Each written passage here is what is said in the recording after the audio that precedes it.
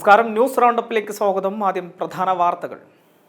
യമനിൽ വധശിക്ഷയ്ക്ക് വിധിക്കപ്പെട്ട നിമിഷപ്രിയയ്ക്ക് മാപ്പ് നൽകില്ലെന്ന് വ്യക്തമാക്കി കൊല്ലപ്പെട്ട തലാലിന്റെ സഹോദരൻ രംഗത്ത്. നീതി നടപ്പാക്കുന്നവരെ മുന്നോട്ടെന്ന കുടുംബം. സംഭവത്തിൽ കാന്തപുരത്തിന്റെ ഇടപെടൽ പ്രതീക്ഷ നൽകുന്നുവെന്ന് MV ഗോവിന്ദൻ. നിയമനങ്ങളിൽ അഴിമതി ആരോപിച്ച തിരുവനന്തപുരം കോർപ്പറേഷനിലേക്ക് നടത്തിയ യുവമോർച്ച മാർച്ചിൽ സംഘർഷം. പ്രവർത്തകരും പോലീസും തമ്മിൽ ഒന്നും തള്ളുമുണ്ടായി. മേയറുടെ രാജി ആവശ്യപ്പെട്ടായിരുന്നു മാർച്ച്. ഷാർജയിൽ മരിച്ച നിലയിൽ കണ്ടെത്തിയ വിഭജികയുടെയും കുഞ്ഞിന്റെയും മരണത്തിൽ അന്വേഷണം ആവശ്യപ്പെട്ട് കുടുംബം ഹൈക്കോടതിയിൽ. മരണം കൊലപാതകമെന്ന് സംശയിക്കുന്നുവെന്ന് കുടുംബം. സംസ്ഥാനത്ത് കനത്ത മഴയ്ക്ക് സാധ്യതയെന്ന് കേന്ദ്ര കാലാവസ്ഥാ വകുപ്പിന്റെ മുന്നറിയിപ്പ്. 5 ജില്ലകളിൽ ഓറഞ്ച് അലർട്ട് പ്രഖ്യാപിച്ചു. വാർത്തകൾ വിശദമായി. നിമിഷപ്രിയയുടെ വധശിക്ഷ നടപ്പിലാക്കുന്നു മാറ്റിവെച്ചതിന് പിന്നാലെ പ്രതികരണവുമായി കൊല്ലപ്പെട്ട തലാലിന്റെ കുടുംബം രംഗത്ത്. നീതി നടപ്പാക്കുന്നവരെ മുന്നോട്ടെന്നും ഒത്തീർപ്പ് നീക്കങ്ങൾ അംഗീകരിക്കില്ലെന്നും തലാലിന്റെ സഹോദരൻ പറഞ്ഞു. വധശിക്ഷ മാറ്റിവെക്കുന്ന തങ്ങൾ പ്രതീക്ഷിച്ചില്ല. വധശിക്ഷ ലഭിക്കുന്നതുവരെ കേസിൽ നിന്ന് പിന്മാറില്ലെന്നും ഫേസ്ബുക്കിൽ അദ്ദേഹം വ്യക്തമാക്കി. അതേസമയം നിമിഷപ്രിയയുടെ വധശിക്ഷ ഒഴിവാക്കുന്നതുമായി ബന്ധപ്പെട്ട ചർച്ചകൾ യമനിൽ ഇന്നും തുടരും. കൊല്ലപ്പെട്ട യമനി യുവാവ് തലാൽ മഹദിയുടെ കുടുംബവുമായി സൂഫി പണ്ഡിതൻ ഉമ്മർ അഫീലിന്റെ പ്രതിനിധികളാണ് ചർച്ച നടത്തുന്നത്. കാന്തപുരം AP അബൂബക്കർ മുസ്ലിയാരുടെ അഭ്യർത്ഥനയെ തുടർന്നാണ് ഉമ്മർ അഫ്ലി വിഷയത്തിൽ ഇടപെട്ടത്. വധശിക്ഷ നടപ്പാക്കുന്നു മാറ്റിവെച്ചതിനാൽ ചർച്ചകൾക്ക് കൂടുതൽ സമയം ലഭിക്കുമെന്ന് പ്രതിനിധി സംഘം അറിയിച്ചു. അതേസമയം സർക്കാർ തലത്തിൽ സാധ്യമായതെല്ലാം നടപ്പിലാക്കാൻ ശ്രമിക്കുന്നുവെന്നാണ് വിദേശകാര്യ മന്ത്രാലയം അറിയിക്കുന്നത്. ഹർജി വെള്ളിയാഴ്ച സുപ്രീം കോടതി വീണ്ടും പരിഗണിക്കുന്നുണ്ട്. യമനിൽ വധശിക്ഷയ്ക്ക് വിധിക്കപ്പെട്ട മലയാളി നഴ്സ് നിമിഷപ്രിയയുടെ കാര്യത്തിൽ ആശങ്കയുണ്ടെന്ന് ആക്ഷൻ കൗൺസിൽ അംഗങ്ങൾ. ശിക്ഷ നടപ്പാക്കുന്നത് നീട്ടിവെച്ചത് എത്ര കാലത്തേക്കെന്ന് വ്യക്തമായിട്ടില്ല. വധശിക്ഷ എപ്പോൾ വേണമെങ്കിലും നടപ്പാക്കാമെന്നും ആശങ്കയുണ്ട്. ചർച്ച നല്ല രീതിയിൽ മുന്നോട്ട് പോകുന്നുണ്ടെന്നും കാന്തപുരത്തിന്റെ ഇടപെടലാണ് അവസാനം ഗുണം ചെയ്തതെന്നും മാപ്പ് നൽകുന്നതിൽ തലാലിന്റെ കുടുംബത്തിൽ അഭിപ്രായം ഐക്യമില്ലെന്നും ആക്ഷൻ കമ്മിറ്റി അംഗം സജീവ് കുമാർ പറഞ്ഞു. നിമിഷപ്രിയയുടെ വധശിക്ഷ ഒഴിവാക്കുന്നതിൽ കാന്തപുരത്തിന്റെ ഇടപെടൽ പ്രതീക്ഷ നൽകുന്നുവെന്ന് CPM സംസ്ഥാന സെക്രട്ടറി MV ഗോവിന്ദൻ. മനുഷ്യത്വവും മതേതരത്വവും വലുതാണെന്ന് തെളിയിക്കുന്നതാണ് കാന്തപുരത്തിന്റെ ഇടപെടലെന്നും തുടർ ചർച്ചകളിൽ പ്രതീക്ഷയുണ്ടെന്നും MV ഗോവിന്ദൻ വ്യക്തമാക്കി. വർഗീയ ധ്രുവീകരണത്തിന് വേണ്ടിയുള്ള ശ്രമങ്ങൾ നടക്കുന്ന സമയത്ത് കാന്തപുരം മാനവികത ഉയർത്തിപ്പിടിച്ചു. കാന്തപുരം AP അബൂബക്കർ മുസ്ലിയാരുമായി കൂടിക്കാഴ്ച നടത്തിയ ശേഷം മാധ്യമങ്ങളോട് സംസാരിക്കുകയായിരുന്നു അദ്ദേഹം. അതേസമയം സ്കൂൾ സമയമാറ്റവുമായി ബന്ധപ്പെട്ട ചോദ്യങ്ങളിൽ അദ്ദേഹം കൂടുതൽ പ്രതികരണത്തിന് തയ്യാറായില്ല. അത്തരം കാര്യങ്ങളൊന്നും ചർച്ചയില്ല എന്നായിരുന്നു മറുപടി. ചർച്ചയ്ക്ക് വേദി ഒരുക്കണമെന്നും കാന്തപുരം അബൂബക്കർ മുസ്ലിയാർ ആവശ്യപ്പെട്ടു. നേരത്തെ വിഷയം ചർച്ച ചെയ്തിരുന്നെങ്കിലും ആ ആശയക്കുഴപ്പം ഒഴിവാക്കാമായിരുന്നുവെന്നും കാന്തപുരം MV ഗോവിന്ദനെ ധരിപ്പിച്ചു. നിയമനങ്ങളിൽ അഴിമതി ആരോപിച്ച തിരുവനന്തപുരം കോർപ്പറേഷനിലേക്ക് നടത്തിയ യുവമോർച്ച മാർച്ചിൽ സംഘർഷം. കോർപ്പറേഷനകത്തേക്ക് ചാടിക്കറക്കാൻ ശ്രമിച്ച പ്രവർത്തകരും പോലീസും തമ്മിൽ ഒന്നും തള്ളുമുണ്ടായി. മേയറുടെ രാജി ആവശ്യപ്പെട്ട് നടന്ന മാർച്ചിന് പിന്തുണ നൽകി BJP കൗൺസിലർമാരും പാർട്ടി നേതാക്കളും എത്തി. തിരുവനന്തപുരം കോർപ്പറേഷനിലെ ശുചീകരണ ജീവനക്കാരുടെ നിയമനത്തിലെ ക്രമക്കേട് ചൂണ്ടിക്കാട്ടിയായിരുന്നു യുവമോർച്ച പ്രതിഷേധം. മേയർ ആര്യ രാജേന്ദ്രൻ രാജിവെക്കണമെന്ന് പ്രവർത്തകർ ആവശ്യപ്പെട്ടു. ബാരിക്കേഡ് മറികടക്കാൻ ശ്രമിച്ച പ്രവർത്തകർക്ക് നേരെ പോലീസ് ലാത്തി വീശി. കോർപ്പറേഷനുള്ളിലേക്ക് പ്രവർത്തകർ കടക്കാൻ ശ്രമിച്ചതോടെ മാർച്ച് സംഘർഷത്തിന് ഇടയാക്കി.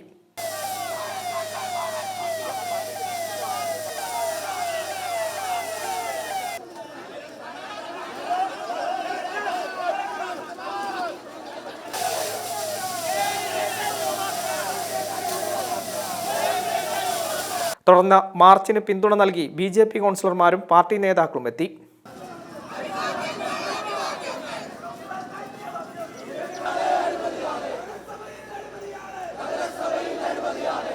കഴിഞ്ഞ 4.5 വർഷക്കാലമായി ഈ നഗരസഭയിൽ നടക്കുന്ന അഴിമതി കൊണ്ട് കൂത്തരങ്ങായി മാറിയിട്ടുണ്ട് ഈ നഗരസഭ ഓഫീസ്. നിരവധി അഴിമതികളുടെ കഥകൾ, യാഥാർത്ഥ്യങ്ങൾ കഴിഞ്ഞ കുറേ വർഷങ്ങളായി ഇവിടെ ഭാരതീയ ജനതാ പാർട്ടിയുടെ പ്രിയങ്കരനായിട്ടുള്ള കൗൺസിലർമാർ ഇവിടെ എടുത്തു കാട്ടിക്കൊണ്ട് സത്യാവസ്ഥ മനസ്സിലാക്കിക്കൊണ്ട് തിരുവനന്തപുരത്തിൻ്റെ പൊതുസമൂഹത്തിന് തന്നെ മനസ്സിലാക്കിയിരിക്കുന്നു. കഴിഞ്ഞ കുറേ കാലം കൊണ്ട് നടക്കുന്ന മേയറുടെ നേതൃത്വത്തിൽ നടക്കുന്ന പാർട്ടിക്ക് വേണ്ടി നടക്കുന്ന അഴിമതികൾ, ഈ കോർപ്പറേഷൻ എന്ന ഈ പരിപാവനമായിട്ടുള്ള ഈ കോർപ്പറേഷനെ പണമുണ്ടാക്കുന്ന കറുവപ്പശുവായി മാറ്റിയിരിക്കുന്നു LDFിൻ്റെ ഭരണസമിതി. ഈ 4.5 വർഷക്കാലം ഈ തിരുവനന്തപുരം നഗരം എന്ന് പറയുന്ന ഈ പുണ്യമായ നഗരത്തിന്, പൈതൃകമുള്ള ഈ നഗരത്തിന് അഴിമതിയിലെ കൂത്തരക്കായി മാറ്റിയിട്ടുണ്ടെങ്കിൽ അതിന് 100% ഉത്തരവാദി CPM ആണ്, CPM-ന്റെ സഖാക്കന്മാരാണ് എന്നിവിടെ ഉറക്കെ പറയുവാൻ ഞങ്ങൾ ആഗ്രഹിക്കുകയാണ്. നിയമന വിഷയത്തിൽ പ്രതിഷേധം ശക്തമാക്കാനാണ് BJP തീരുമാനം. ഇതിന്റെ ഭാഗമായി 19-ാം തീയതി കോർപ്പറേഷന് മുന്നിൽ BJP പ്രവർത്തകർ സത്യാഗ്രഹമിരിക്കും. M5 news, Thiruvananthapuram. ഷാർജയിൽ മരിച്ച നിലയിൽ കണ്ടെത്തിയ കൊല്ലം സ്വദേശി വിഭജികയുടെയും കുഞ്ഞിന്റെയും മരണത്തിൽ അന്വേഷണം ആവശ്യപ്പെട്ട് കുടുംബം ഹൈക്കോടതിയിൽ. മരണം കൊലപാതകമെന്ന് സംശയിക്കുന്നുവെന്നും മൃതദേഹങ്ങൾ നാട്ടിലെത്തിക്കാൻ ഇടപെടണമെന്നും കുടുംബത്തിന്റെ ആവശ്യം. വിഭജികയുടെ അമ്മയുടെ സഹോദരിയാണ് ഹൈക്കോടതിയെ സമീപിച്ചിരിക്കുന്നത്. വിഭജികയുടെ അമ്മ വിദേശത്തേക്ക് പോയ സാഹചര്യത്തിലാണ് അമ്മയുടെ സഹോദരി ഹൈക്കോടതിയെ സമീപിച്ചിരിക്കുന്നത്. വിഭജികയുടെ അമ്മയ്ക്ക് വേണ്ടിയാണ് കോടതിയെ സമീപിച്ചിരിക്കുന്നത്. ഹർജിയിൽ പ്രധാനമായും പറയുന്നത് വിഭജികയുടെയും കുഞ്ഞിന്റെയും മരണം ഭർതൃവീട്ടിലെ ശാരീരിക മാനസിക പീഡനങ്ങളെ തുടർന്നാണ്. മരിക്കുന്നതിന് ദിവസങ്ങൾക്ക് മുൻപ് വിഭജിക ഫോണിൽ വിളിക്കുകയും നേരിട്ട പീഡനങ്ങളെക്കുറിച്ചും ശാരീരിക ബുദ്ധിമുട്ടുകളെക്കുറിച്ചും പറഞ്ഞിരുന്നു. തന്റെ അനുവാദമില്ലാതെ തന്നോട് പറയുക പോലും ചെയ്യാതെ 40 പവന്റെ ആഭരണങ്ങൾ ഭർത്താവ് എടുത്തുകൊണ്ടുപോയെന്നും പറഞ്ഞിരുന്നു. വിഭജിക കടുത്ത ശാരീരിക പീഡനങ്ങൾക്കിരയായി എന്ന കുടുംബത്തിന് ബോധ്യമുണ്ടായിരുന്നു. ഭർതൃവീട്ടിൽ നിന്ന് അത്തരത്തിലുള്ള ഭീഷണികളും ഉണ്ടായിരുന്നു. വിഭജികയുടെ മരണം ആത്മഹത്യയെന്ന് കരുതുന്നില്ലെന്നും കൊലപാതകത്തിനുള്ള സാധ്യതകളുണ്ടെന്നും കുടുംബം ആരോപിക്കുന്നു. കുഞ്ഞിനെ കൊലപ്പെടുത്തി വിഭജിക ആത്മഹത്യ ചെയ്തു എന്ന വിവരമാണ് ഇപ്പോൾ പുറത്തുവരുന്നത്. UAE അധികൃതരിൽ നിന്ന് കൂടുതൽ വിവരങ്ങളൊന്നും ലഭ്യമാകുന്നില്ല. ഭർതൃവീട്ടുകാർ മൃതദേഹം അവിടെ സംസ്കരിക്കാനുള്ള നീക്കങ്ങൾ നടത്തിവരികയാണ്. പക്ഷേ തങ്ങൾക്ക് മകളെ അവസാനമായി കാണണമെന്നും സംസ്കാര ചടങ്ങുകൾ നാട്ടിൽ നടത്തണമെന്നും ആഗ്രഹമുണ്ട്. അതിനാൽ മൃതദേഹം നാട്ടിലെത്തിക്കുന്നതിൽ ഹൈക്കോടതി ഇടപെടണമെന്നും കുടുംബം ആവശ്യപ്പെടുന്നു. M5 news, Kochi. ഗതാഗത വകുപ്പിന് കനത്ത തിരിച്ചടി നൽകി ഹൈക്കോടതി ഉത്തരവ്. ഡ്രൈവിംഗ് ലൈസൻസ് പരീക്ഷാ പരിഷ്കരണം ഹൈക്കോടതി റദ്ദാക്കി. ഗതാഗത കമ്മീഷണറുടെ സർക്കുലറും ഉത്തരവുകളും സിംഗിൾ ബെഞ്ച് റദ്ദാക്കിയിട്ടുണ്ട്. ഡ്രൈവിംഗ് സ്കൂൾ ഉടമകളുടെ ഹർജിയിലാണ് ഹൈക്കോടതി നടപടി. പരിസ്ഥിതി സംരക്ഷിക്കാൻ പ്ലാസ്റ്റിക് മാലിന്യത്തിനെതിരെ യുദ്ധം പ്രഖ്യാപിച്ചെങ്കിലും മദ്യവിതരണം പ്ലാസ്റ്റിക് കുപ്പികളിൽ തുടരാൻ സർക്കാർ. മദ്യക്കച്ചവടത്തിന് ഹാനികരമായതിനാൽ പ്ലാസ്റ്റിക് കുപ്പികൾ നിരോധിക്കണമെന്ന ആവശ്യം സർക്കാർ തള്ളി. പ്ലാസ്റ്റിക് കുപ്പികൾ നിരോധിക്കാൻ ഇതുവരെ ഇറക്കിയ ഉത്തരവുകളെല്ലാം കുടിവെള്ളം വിൽക്കുന്നതിന് മാത്രമാണ് ബാധകം. അതിനാൽ മദ്യം ഇവയിൽ വിൽക്കുന്നതിന് നിയമതടസ്സമില്ലെന്നും സർക്കാർ വാദിക്കുന്നു. മദ്യം പ്ലാസ്റ്റിക് കുപ്പികളിൽ വിൽക്കുന്നത് നിരോധിക്കണമെന്നാവശ്യപ്പെട്ട എറണാകുളം സ്വദേശിയായ TGN കുമാർ ഹൈക്കോടതിയെ സമീപിച്ചത്. കൂടിയാലോചിച്ച് തീരുമാനമെടുക്കാമെന്നാണ് ഹൈക്കോടതി നിർദ്ദേശിച്ചത്. ഇതിന്റെ അടിസ്ഥാനത്തിൽ മലിനീകരണ നിയന്ത്രണ board, beverages corporation, distillery and IMFL supplies association എന്നിവരുടെ വാദം കേട്ട ശേഷം സർക്കാർ ഹർജിക്കാരന്റെ ആവശ്യം തള്ളി. ഇതോടെ ഹൈക്കോടതി വിധി പാലിച്ചതായി വ്യക്തമാക്കി ഉത്തരവും ഇറക്കി. മദ്യക്കച്ചവടത്തിൽ പ്ലാസ്റ്റിക് ഒഴിവാക്കണമെന്ന മദ്യനയത്തിലെ പ്രഖ്യാപനത്തിനെതിരാണ് ഈ തീരുമാനം. 2022 മദ്യവിൽപ്പന ഘട്ടം ഘട്ടമായി ചില്ലുകുപ്പികളിലേക്ക് മാറ്റുമെന്നും പ്രഖ്യാപിച്ചിരുന്നു. ഒഴിഞ്ഞ പ്ലാസ്റ്റിക് മദ്യക്കുപ്പികൾ റീസൈക്കിൾ ചെയ്യാനായി ബെവറേജസ് കോർപ്പറേഷൻ തന്നെ ശേഖരിച്ച ക്ലാൻ കേരള കമ്പനിക്ക് കൈമാറാനുള്ള തീരുമാനവും ഇതുവരെ കാര്യക്ഷമമായി നടപ്പായിട്ടില്ല. M5 news, Thiruvananthapuram. വോട്ടർ പട്ടിക CPM-ന് ചോർത്തിക്കൊടുത്തവർക്കെതിരെ നടപടി സ്വീകരിക്കണമെന്ന മുസ്ലിം ലീഗ് സംസ്ഥാന general secretary PM A Salam. School സമയമാറ്റ വിഷയത്തിൽ ഇനി ചർച്ചയ്ക്ക് പ്രസക്തിയില്ലെന്നും PM A സലാം മലപ്പുറത്ത് മാധ്യമങ്ങളോട് പറഞ്ഞു. 2020 തദ്ദേശ തെരഞ്ഞെടുപ്പിന് സജ്ജമാക്കിയ വോട്ടർ പട്ടികയാണ് ഇപ്പോഴുള്ളത്. ഈ 5 വർഷത്തിനിടയിൽ 18 വയസ്സ് തികഞ്ഞ ധാരാളം യുവാക്കൾ കേരളത്തിലുണ്ട്. അവരെയൊക്കെ വോട്ടർ പട്ടികയിൽ ചേർക്കേണ്ടതുണ്ട്. അതിന് കരട് വോട്ടർ പട്ടിക കിട്ടിയാൽ മാത്രമേ എല്ലാ രാഷ്ട്രീയ പാർട്ടികൾക്കും അതുമായി മുന്നോട്ട് പോകാൻ കഴിയുള്ളൂ. രാഷ്ട്രീയ പാർട്ടികളല്ലാതെ സ്വന്തമായി ചേർക്കാൻ ആഗ്രഹിക്കുന്ന ആളുകൾക്കും അത് കിട്ടേണ്ടതുണ്ട്. ഇതുവരെ കിട്ടിയിട്ടില്ല.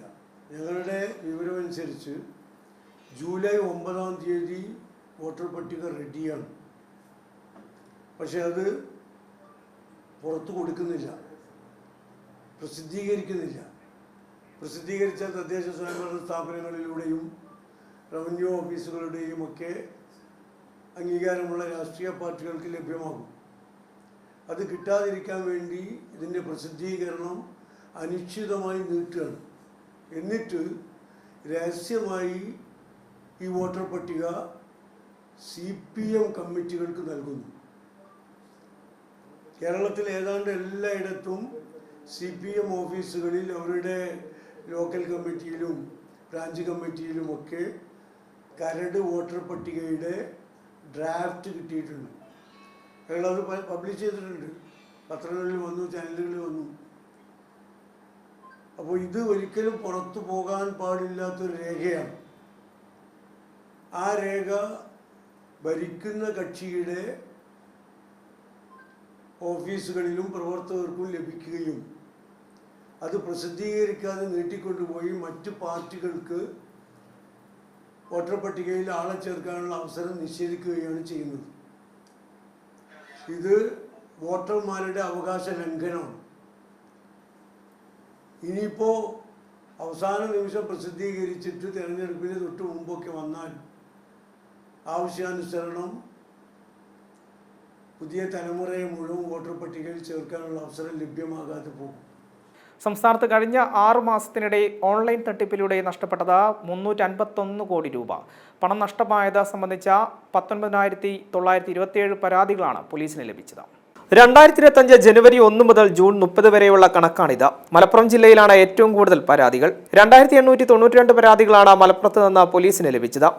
2268 പരാതികളാണ് എറണാകുളത്ത് നിന്ന് രജിസ്റ്റർ ചെയ്തത്. വയനാട്ടിലാണ് ഏറ്റവും കുറവ് പരാതി. 137 പരാതികളാണ് വയനാട്ടിൽ നിന്ന് ലഭിച്ചത്. ഷെയർ തട്ടിപ്പിലൂടെയാണ് ഏറ്റവും കൂടുതൽ പണം നഷ്ടമായത്. 151 കോടി രൂപയാണ് ഇങ്ങനെ നഷ്ടമായത്. അതേസമയം നഷ്ടപ്പെട്ട പണത്തിൽ 54.79 കോടി രൂപ കേരള പോലീസ് തിരികെ പിടിച്ചു. പരാതികൾ പലപ്പോഴായി വന്നിരിക്കുന്നതും ഈ ഷെയർ തട്ടിപ്പിലൂടെ പണം നഷ്ടപ്പെട്ടു എന്നുള്ളതാണ്. കേന്ദ്ര സർക്കാരിന്റെ അടക്കം ജാഗ്രതാ നിർദ്ദേശങ്ങൾ മുന്നിൽ നിൽക്കുമ്പോഴാണ് സംസ്ഥാനത്ത് ഡിജിറ്റൽ തട്ടിപ്പുകൾ കൂടി വരുന്നത്. ഡിജിറ്റൽ തട്ടിപ്പിൽ പരാതികൾ വർദ്ധിച്ചു വരുന്നത് കണക്കിലെടുത്തുകൊണ്ട് വലിയ തരത്തിലുള്ള മുൻകരുതലുകൾ പാലിക്കണമെന്നും പോലീസ് അറിയിക്കുന്നുണ്ട്. 4 വർഷത്തിനിടയിൽ സംസ്ഥാനത്ത് 2,23,887 പട്ടയങ്ങൾ വിതരണം ചെയ്തതായി റവന്യൂ വകുപ്പ് മന്ത്രി കെ രാജൻ പറഞ്ഞു. മലപ്പുറം ജില്ലയിലെ വിവിധ താലൂക്കുകളിലായി നടന്ന പട്ടയമേള ഓൺലൈനായി ഉദ്ഘാടനം ചെയ്യുകയായിരുന്നു അദ്ദേഹം. കഴിഞ്ഞ 9 വർഷ കാലയളവിൽ കേരളത്തിൽ 4 ലക്ഷത്തിലേറെ ഭൂവുടമകളെ സൃഷ്ടിക്കാൻ സർക്കാരിന് കഴിഞ്ഞു. എല്ലാവർക്കും ഭൂമി, എല്ലാ ഭൂമിക്കും രേഖ എല്ലാ സേവനങ്ങളും സ്മാർട്ട് എന്ന മുദ്രാവാക്യത്തോടെ റവന്യൂ വകുപ്പ് നടത്തുന്ന പ്രവർത്തനം ശ്രദ്ധേയമാണ്. ഭൂരഹിതരായ മുഴുവൻ ആളുകളെയും ഭൂമിയുടെ ഉടമകളാക്കി മാറ്റുക എന്നതാണ് സർക്കാരിൻ്റെ ലക്ഷ്യം. അതിവേഗവും സുതാര്യവുമായ റവന്യൂ നടപടിക്രമങ്ങളിലേക്ക് കടക്കാൻ ഉതകുന്ന ഡിജിറ്റൽ റീസർവേയിലൂടെ ചരിത്രത്തിൽ ആദ്യമായി 1.5 വർഷത്തിനുള്ളിൽ 4.5 ലക്ഷം ഹെക്ടറോളം ഭൂമി അളന്നു തിട്ടപ്പെടുത്തി. കയ്യേറ്റക്കാരെയും കൈവശ ഭൂമിക്കാരുടെയും കുടിയേറ്റക്കാരെയും ഒരുപോലെയല്ല സർക്കാർ കാണുന്നതെന്നും കുടിയേറ്റക്കാരുടെയും കൈവശ ഭൂമിക്കാരുടെയും പ്രശ്നങ്ങൾ അനുതാപപൂർവ്വം പരിഗണിക്കുമെന്നും മന്ത്രി കെ രാജൻ പറഞ്ഞു. കേരളത്തിൽ വ്യത്യസ്തമായിട്ടുള്ള ഒരു റവന്യൂ സംസ്കാരത്തെ നാം കൊണ്ടുവരികയാണ്. അതായത് 2 പുതിയ ആശയങ്ങൾ. നമുക്കറിയാം, 1666 വില്ലേജുകൾ, 78 താലൂക്ക് ഓഫീസുകൾ, 14 കളക്ടറേറ്റുകൾ, 27 സബ് കളക്ടർ RD ഓഫീസുകൾ, കേരളത്തിലെ ലാൻഡ് റവന്യൂ കമ്മീഷണറേറ്റ്, സംസ്ഥാന സെക്രട്ടേറിയറ്റ്, ഇങ്ങനെ വില്ലേജ് മുതൽ സെക്രട്ടേറിയറ്റിലെ റവന്യൂ വിഭാഗം വരെ ചങ്ങലബന്ധിതമായിട്ടുള്ള സംഘടനാ സംവിധാനത്തിൽ ഉൾപ്പെടുത്തി എല്ലാം ഈ സർവീസുകളിലേക്ക് മാറാൻ കഴിഞ്ഞതോടുകൂടി വേഗത വർദ്ധിപ്പിക്കപ്പെടുന്നുണ്ട്, സുതാര്യതയുണ്ടാകുന്നുണ്ട്.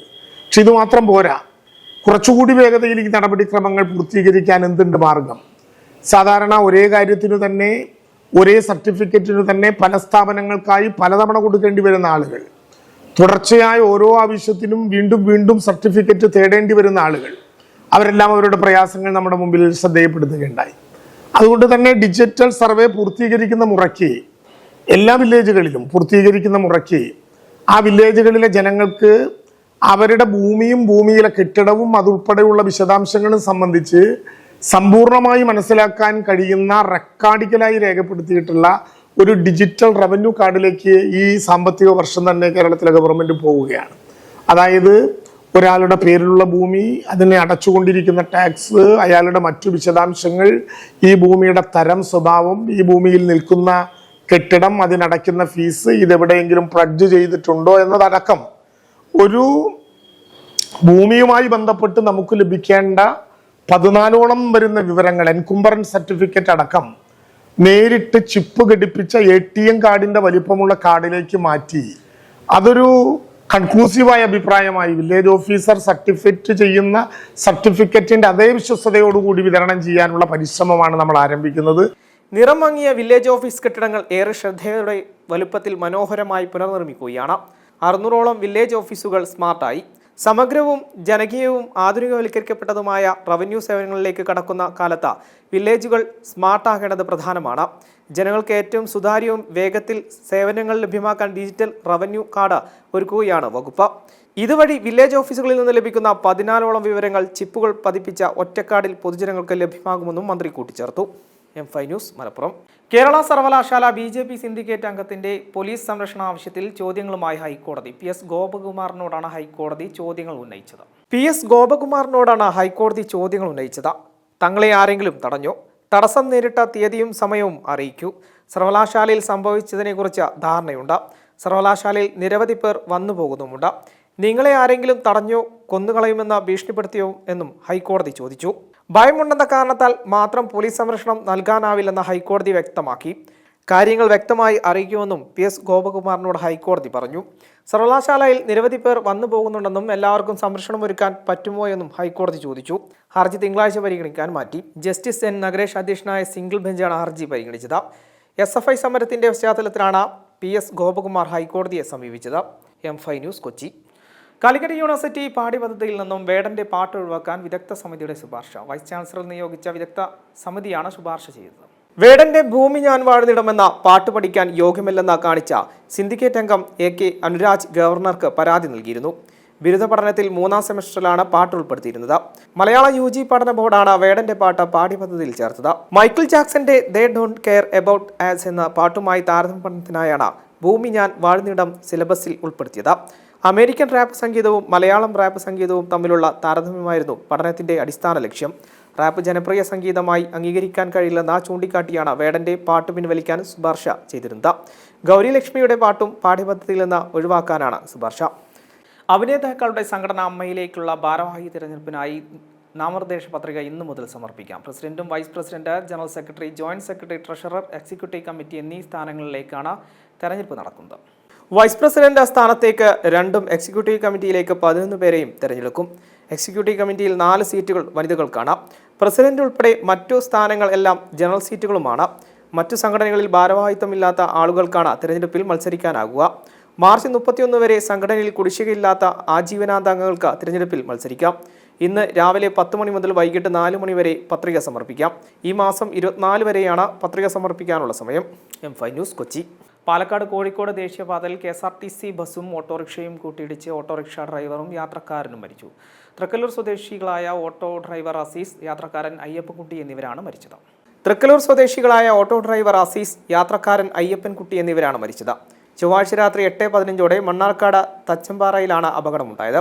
കോഴിക്കോട് ഭാഗത്തേക്ക് പോകുകയായിരുന്ന KSRTC ബസ് പോക്കറ്റ് റോഡിലേക്ക് തിരിയുകയായിരുന്ന ഓട്ടോയിൽ ഇടിക്കുകയായിരുന്നു.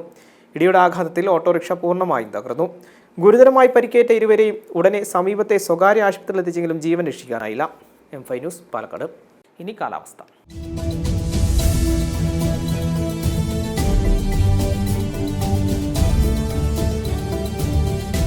സംസ്ഥാനത്ത് നിന്ന് കനത്ത മഴയ്ക്ക് സാധ്യതയെന്ന് കേന്ദ്ര കാലാവസ്ഥാ വകുപ്പിന്റെ മുന്നറിയിപ്പ്. 5 ജില്ലകളിൽ ഓറഞ്ച് അലർട്ട് പ്രഖ്യാപിച്ചു. ഇടുക്കി, എറണാകുളം, തൃശൂർ, കണ്ണൂർ, കാസർഗോഡ് ജില്ലകളിലാണ് ഓറഞ്ച് അലർട്ട് പ്രഖ്യാപിച്ചിട്ടുള്ളത്. ഒറ്റപ്പെട്ട ഇടങ്ങളിൽ അതിശക്തമായ മഴയ്ക്കും സാധ്യതയുണ്ട്. തിരുവനന്തപുരം, കൊല്ലം, പത്തനംതിട്ട, ആലപ്പുഴ, കോട്ടയം, പാലക്കാട്, മലപ്പുറം, കോഴിക്കോട്, വയനാട് ജില്ലകളിൽ യെല്ലോ അലർട്ടാണ് നാളെ പ്രഖ്യാപിച്ചിട്ടുള്ളത്. മലപ്പുറം, കോഴിക്കോട്, വയനാട്, കണ്ണൂർ, കാസർഗോഡ് ജില്ലകളിൽ ഓറഞ്ച് അലർട്ടാണ് പ്രഖ്യാപിച്ചിട്ടുള്ളത്. പ്രധാന വാർത്തകൾ ഒരിക്കൽ കൂടി.